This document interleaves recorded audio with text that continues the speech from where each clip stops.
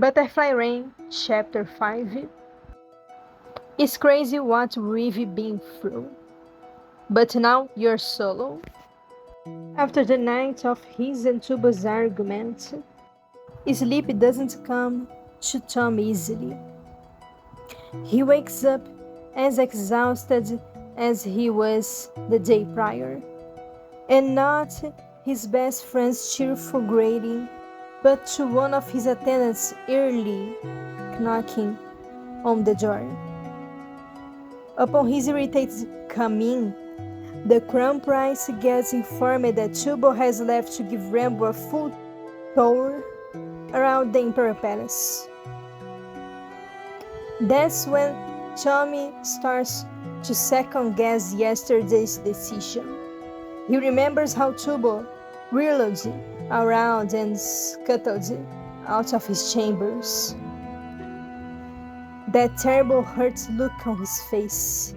Tommy feels like the words he said then have returned back into his mouth and rotted on his tongue. Maybe there was a different way to go around this. Not requiring him to be as firm. Maybe he should be more considerate of Tubo's feelings. Maybe he really needs to leave Rambo alone and ignore his existence altogether. It's an endless sequence of maybes and perhaps that's not going to change anything. So Tommy swallows down the bitter taste of regret and goes on with his day. Troubling thoughts don't truly leave Tommy's mind until later that day, when a secretary comes to his chambers with a pile of papers.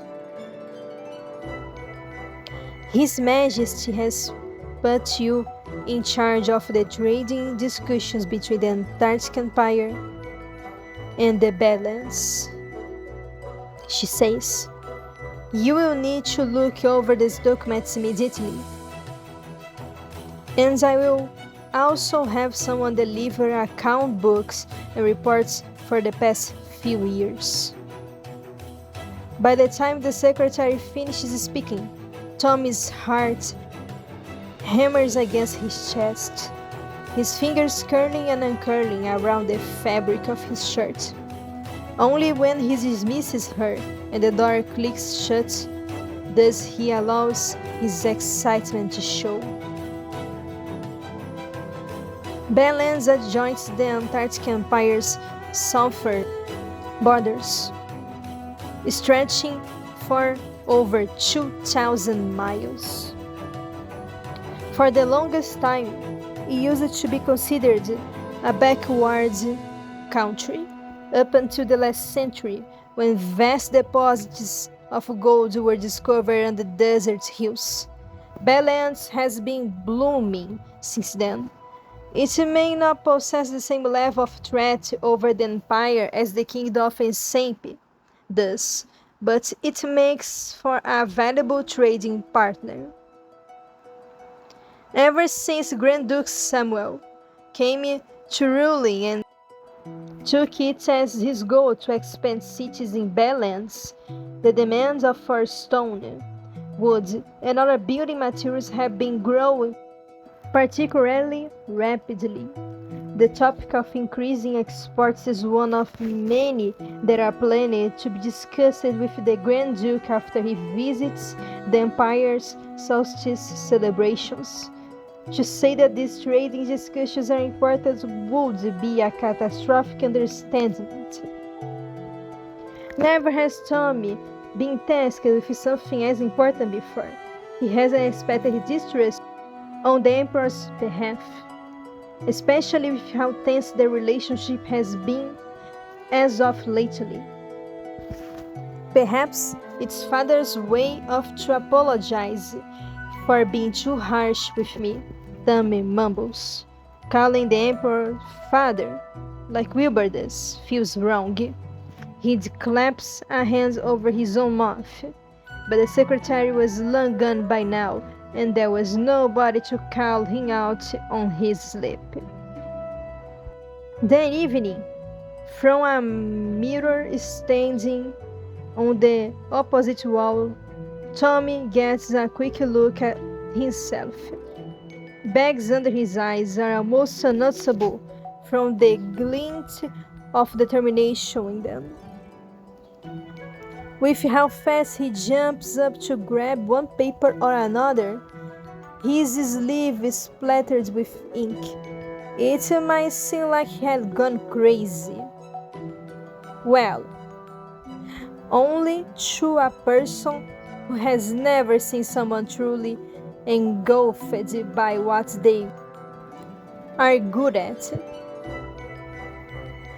Who never has heard the soft thrums of Wilbur's guitar, or never quivered watching a lightning-fast swipe of Techno's sword. An instrument is an extension of a musician, a weapon of a warrior. A ruler rarely gets separated with a quill, and not with a spectre, as one may think. And Tommy speaks of that from experience. With one sign on a piece of paper, wars can be started. An heir of the throne might be chosen, or a noble might be executed for treason. Tom's blood still feels too hot in his veins from a meeting with the Foreign Affairs Minister Ager. Thoughts swirling in his mind, Tommy bites on the other side of the quill. He knows it grows, but it gets energy out of his system, and that's what matters. We could try and cut the path here. No, the plow-tail in the way, he mumbles under his nose. Stand, how about we? The crown prince is so focused on scanning the map spread on the desk that he doesn't notice something moving on the balcony until he hears a pointed knock. His head snaps up, and he finds himself staring with two curious green eyes. Tommy leaps to his feet, almost falling over from how sore his legs feel. Tubo, look, the bird is back! He reels around on his heel, only to be faced with an empty room. Right, Tubo is with Rambo because that's where the crown prince has sent him. Tommy shoves the disappointment to the deeper parts of his mind and throws the balcony door open. Did you fly all the way here? Tom asks, smiling. The parrot squats back and paces around the desk with his wings outstretched fondly. That and an expression he bears surprisingly similar to a pout makes it look like he is lamenting on his exhaustion. Tommy chuckles out on surprise. He has never seen a bird this expressive before. He grabs a cup from a coffee table, filling it with fresh water from a jug, and puts it in front of the bird. The parrot drops his head and starts gulping greedily. Tommy gets bold and pets him, receiving another squat, this time a disgruntled one, and the bird knocks the cup over. Tom makes a noise. The younger hen might have cursed out loud right now, but Prince Theseus has long since stopped using vulgar language, so it turns out to be a strangled yelp instead.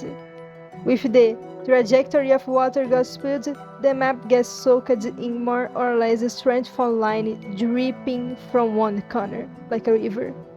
A river! Of course! Tom yells out. The bird jumps up into the air, startled, and Tom raises his hand in defense with a apologetic look. Sorry, I got a bit overexcited here. With the bird coming down and folding his wings, Tommy notices a note tied up on his leg just like last time. I'm sobering up now. I like to think I'm smarter than a bird. Tommy giggles, for no reason in particular, just because he feels like it. Now that it has become clear that somebody has seriously sent the previous note, and it wasn't just an odd joke. It makes Tommy wonder which of the foreign guests could be the bird's owner. On the other hand, there is something especially funny about exchanging letters with a complete stranger. Should I reply? He asks. Nobody or himself. But it's the bird who answers, by nuzzling his head against Tommy's hand. The crown prince, against his better efforts, can't help but a stupid smile crawling its way on his face. Okay, he says, taking a small piece of paper and a quill. It looks like you're not completely awake yet. What's the bird's name? Be careful and don't lose your way, Tommy says, tying up the note to the bird's leg. The particles in agreement, and flies through an open balcony. This time, Tommy ended his letter with a question. He wonders if the stranger is going to reply again. He likes to believe so. Heartless, cruel, arrogant. These words keep swirling in Tommy's mind over and over again. He feels like it's about to go mad. And because of whom? A filthy rat that somehow has wriggled its way into the Imperial Palace. At this point, everybody knows of a commoner living in the palace at the Emperor's favor, storming up a ramble, discussing Tommy behind his back with his closest subordinate was not the way he went, and then to learn that the rumors are true. Tommy skips the dinner under the excuse of feeling unwell. It's not a complete lie. He has been tired before, and it feels like the irritation is the only thing that's still fooling his steps. As he goes down the corridor, it burns out as well, leaving the empty shell that Tommy's body is at the moment. In his chambers, the servants have already prepared a bath for him. He dismisses everybody and lets himself sink down to his chin in hot water, his breath echoing from the marble walls and floor.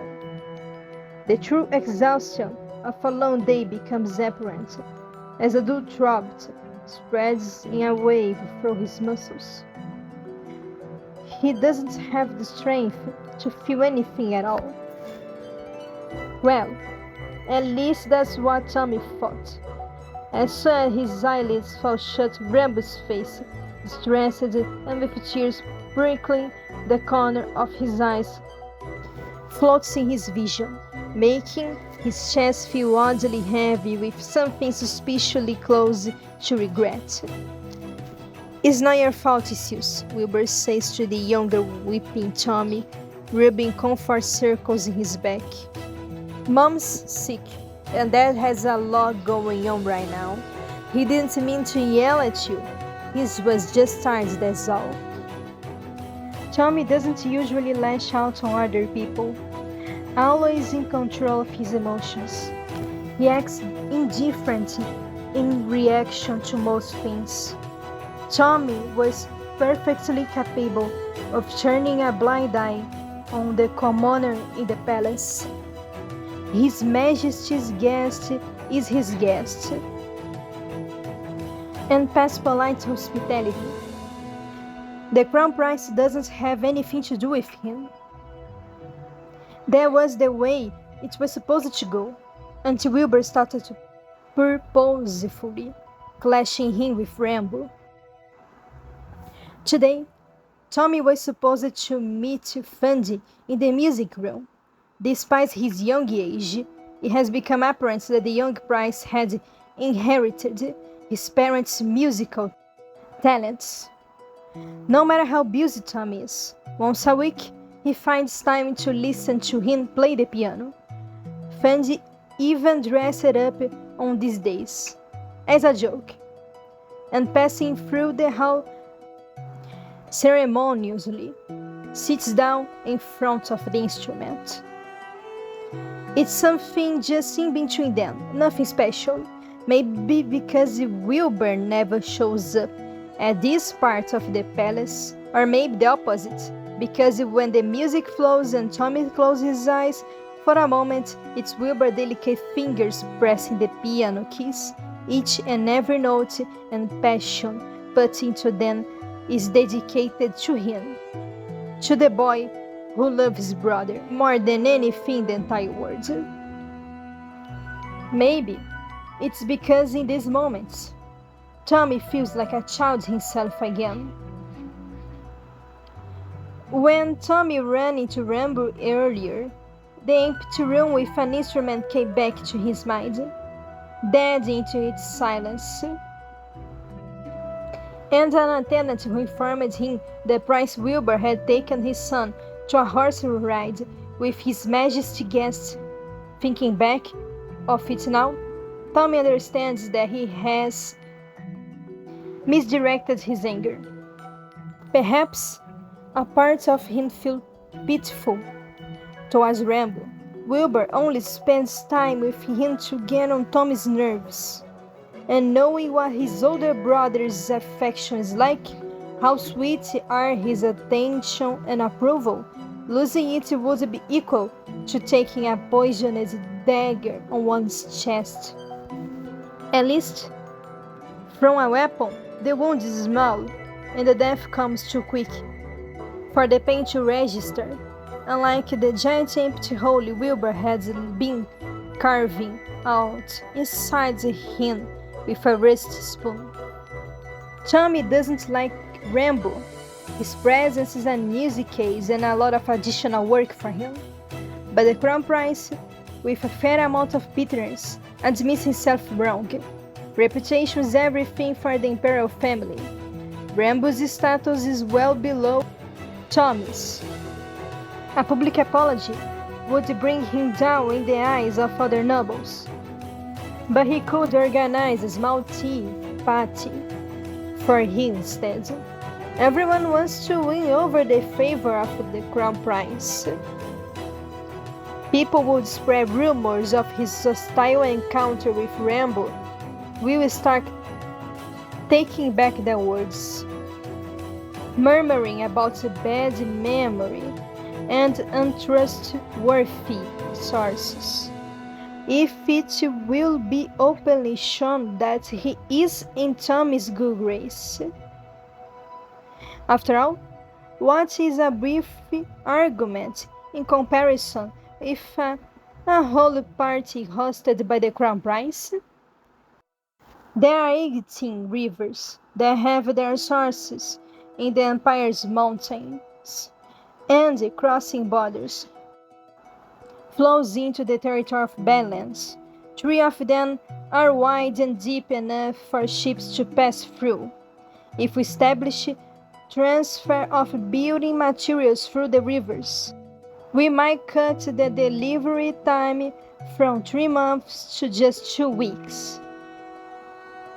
Endless conversations with different experts that Tommy has invited to the palace are finally showing their results. His idea gets approval from the ministers, but preliminary calculations of expenses are yet to be done before the arrival and following discussions with the Grand Duke.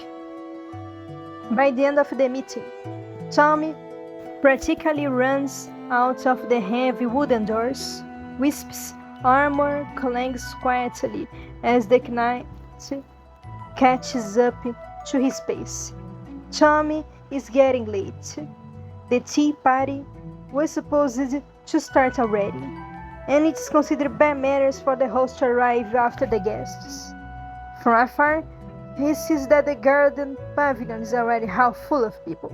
The guests from the list that Tommy made, prime gossipers, social butterflies that he knows wouldn't refuse the invitation despite how late they were set, are chattering with each other, their voices merging into a buzz that reminds him of bees. At the end of the table, Tommy sees Rambo. He looks nervous, shoulders close to his ear. Tubu is to the right side of him, gripping his hands under the table reassuringly. Tommy wouldn't notice if his friend hasn't done the same to him countless times before. Both noticed the crown prince stopping at the edge of the pavilion, and instead of smiling or welcoming him away, both tense and exchanging worried looks. Tommy barely has time to feel confused before he runs into someone who was definitely not on the guest list. "What you doing here, Wilbur?" Tommy frowns. Wilbur smiles, and that smile out teeth and no warmth doesn't promise anything good. Hosting a tea party, apparently. "Excuse me?" A girl approaches, dipping her nails in a cursed tea. Tommy recognizes her as a viscountess, making her deputy citizen, and trades from the more neutral expression. "Thank you for your invitation, Your Highness," she says, looking at Wilbur. "Not at all." The other prince replies politely, but Tommy doesn't hear it over his own heartbeat suddenly spiking. The viscountess turns around, her dress reeling, and the crown prince simply stares as she sits down with the other guests. Tommy can't mutter out anything but a stunned "What?" Wilbur sighs softly, in a sweet, slow voice, like he's explaining something to an incompetent child. "There has been a misunderstanding, you see.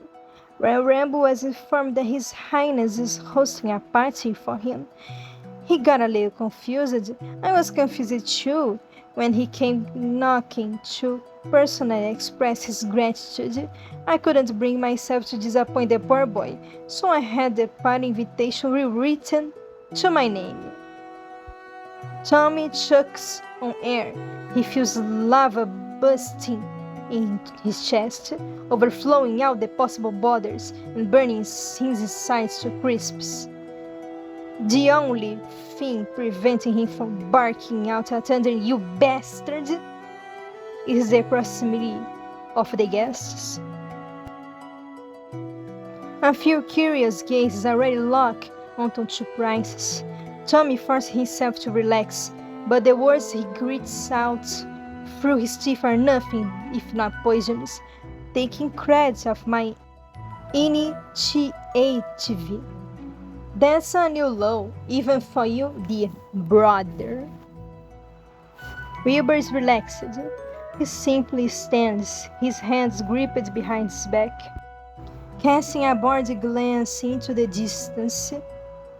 "If you want to call me out on my lie, go ahead." He turns his head briefly towards Tom and tilts his head with a glint in his eyes. "But you're not going to, are you?" Tommy's mouth goes dry. He could expose Wilbur in front of the crowd.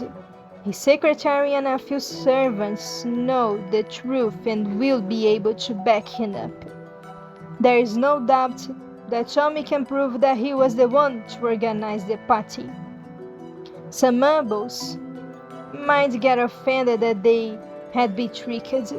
Wilbur will be the talk of the court for the next few days or weeks, and another ugly stain will add up to the older prince's reputation. Some people are still not letting go of the fact that Wilbur got married to a commoner. According to the high order, to gain crown inheritance rights, at least half of one's blood should be from a parent who is part of the current ruling family. And yet, disagreements rumbled through the country when the emperor had announced Fun to be the fourth in line to the throne after Tommy and his twin brothers. Anything that tarnishes Wilbur's reputation affects his son as well. The whispers of nobles, their open mockery, wouldn't be understood by a 5-year-old child, by every other one except for Fundy. Tommy still can't forget the one time that his nephew came crying to him, angry tears spilling over his puffed up cheeks, telling him that some duchess has insulted his mother. Wilbraham's is a smooth demonstration of the truth that they both know. Tommy can't stand looking into that expression. He should stay enjoying other guests, pretending like nothing has happened at all. But he can't. Not when he has already reached his limit and feels like exploding at any moment. Before he can mutter out a reasonable excuse to leave, the guest suddenly goes silent. Tommy all but freezes, recognizing the partner of his steps, slightly leaping, slowly but confident. While the crown prince stands unmoving, Wilbur briefly whispers in his ear. Father seems upset. I wonder if it could be about the petty conflict you had with Rambo the other day. Tommy turns around and clenching his fists. He wants to ask Wilbur where did he learn that from, but the expression on the Emperor's face makes his entire body go rigid and cold. Theseus, his father says, his voice as harsh as a whip. Our private words, now.